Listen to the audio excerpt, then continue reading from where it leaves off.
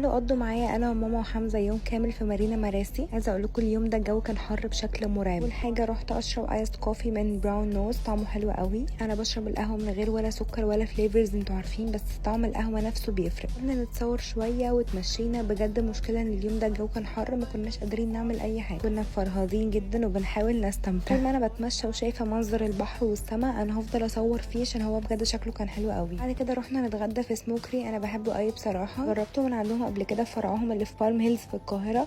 هو سوشي، بس قلت مش هجرب السوشي من غير عمرو بصراحه. طلبت ستيك وكنت متوقعه يبقى احلى من كده بصراحه، بس مش مشكله. الباستا بتاعت ماما هي اللي كانت بصراحه حلوه قوي. كده قمنا كملنا تمشيه، وطبعا كان في هايب كبيره قوي على سولت اللي موجود في مارينا مراسي، بس بصراحه ما كنتش قادره اكل بس خالص. بصراحه كنت قادره احلي عادي جدا واكل الالموند كرواسون اللي من كوفي كلتشر، بجد طعمه حلو قوي. وصف لكم حمزه عمل ازعاج للستاف هناك ازاي، بس هما كانوا لذيذ قوي بصراحه وقعدوا يلعبوا معانا بصراحه بسبب الحر، بس بجد اليوم كان حلو قوي واتبسطنا انا وماما مع بعض جدا.